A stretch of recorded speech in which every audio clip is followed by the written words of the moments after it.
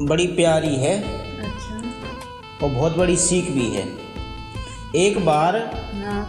भगवान के बहुत प्रिय और बहुत नज़दीकी लोगों को कुछ घमंड हो गया।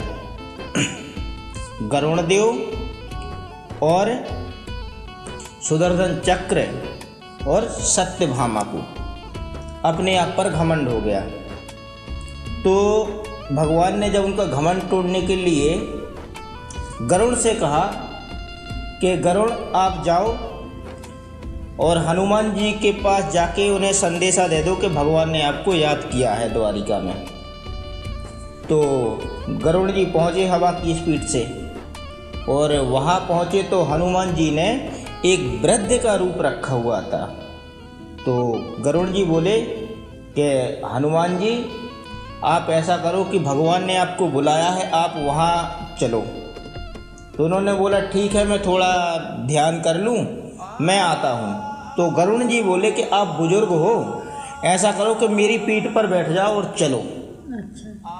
और मेरे से तेज़ थोड़ी ना कोई चल सकता है।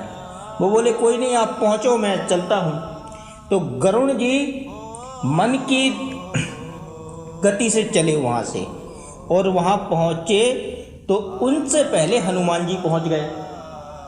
और जैसे गरुड़ जी पहुँचे दरवाजे पर तो देखा कि जो सुदर्शन चक्र था भगवान का, वो गेट पर परिक्रमा करता रहता था। तो उसे वो सुदर्शन चक्र नहीं दिखा गरुड़ जी को। तो कहा कि सुदर्शन जी कहाँ गए। उसके बाद गेट खुला, अंदर पहुँचे तो हनुमान जी खड़े हुए।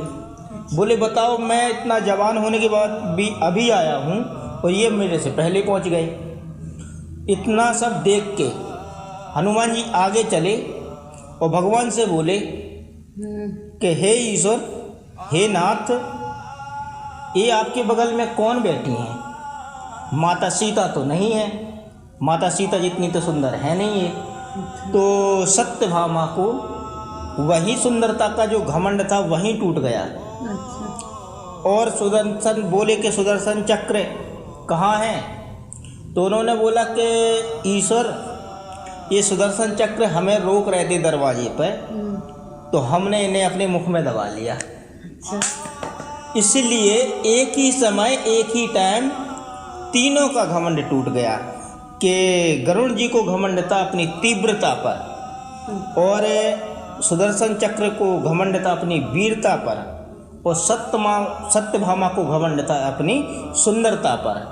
इसलिए किसी भी चीज़ पर कभी घमंड नहीं करना चाहिए।